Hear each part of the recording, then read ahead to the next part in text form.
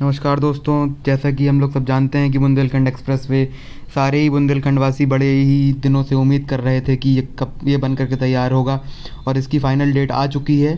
22 जुलाई को प्रधानमंत्री देश के आएंगे और इसका उद्घाटन करेंगे।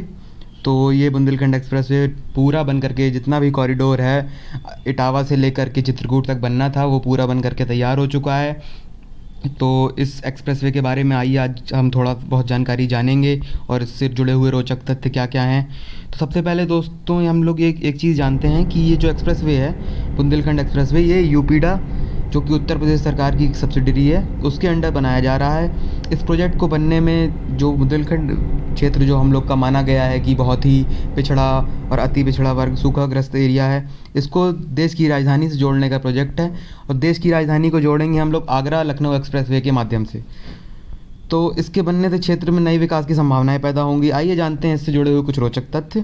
फैक्ट नंबर 1, इसकी लंबाई 296 किलोमीटर होगी, जो चित्रकूट के भरतकूप से शुरू होगी और इटावा के पास कुदरैल आगरा में लखनऊ एक्सप्रेसवे से जुड़ेगा। तो ये यूपी के चित्रकूट, बांदा, महोबा, हमीरपुर और जालान को जोड़ेगा।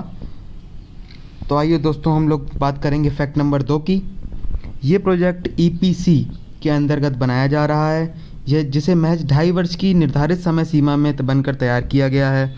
इसमें 14 बड़े bridge, 6 toll plaza, 266 minor bridge, 18 flyover बनाए गए हैं। फैक्ट नंबर 3, ये 7 नदियों को क्रॉस करेगा, जिसमें बाघेन, श्यामा, चंद्रावल, बिरमा, यमुना, बेतवा और सेंगर नदी हैं।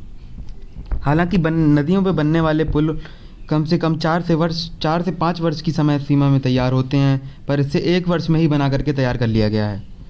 तो ये बहुत ही बड़ी उपलब्धि है। हालांकि कोविड और अन्य रुकावटें इसके बीच में आई, लेकिन हमारे इंजीनियर्स को हम लोग उनकी सराहना करेंगे कि उन्होंने निर्धारित समय सीमा के अंतर्गत ये एक्सप्रेसवे को बना करके तैयार किया और बुंदेलखंड वासियों को एक नई सौगात मिली। फैक्ट नंबर 4, ये एक्सप्रेसवे बुंदेलखंड का पहला एक्सप्रेसवे है। जी हाँ दोस्तों, ये बुंदेलखंड का पहला एक्सप्रेसवे है। आज से पहले देश में कभी भी ऐसा कोई एक्सप्रेसवे बुंदेलखंड के लिए नहीं बनाया गया। फैक्ट नंबर 5 की बात करें हम लोग दोस्तों, तो इससे हमारे ट्रैवल टाइम में 3 से 5 घंटे की बचत होगी। जी हाँ, अगर हम लोग इसके माध्यम से अगर दिल्ली जाते हैं इस एक्सप्रेसवे को होते हुए, अगर हम नॉर्मल रूट फॉलो करते हैं और अगर हम ये रूट फॉलो करते हैं एक्सप्रेसवे वाला, तो हमारे 3 से 4 घंटों की बचत होगी। और जिससे अगर इसमें बचत हो रही है तो फ्यूल में भी बचत होगी।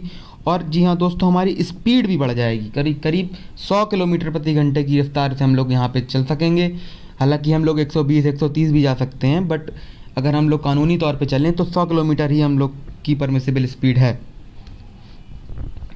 तो ये थे कुछ इससे जुड़े रोचक तथ्य। और भी इनसे जुड़ी हुई जानकारी के लिए आप चैनल से जुड़े रहें, चैनल को सब्सक्राइब करें, लाइक करें। धन्यवाद।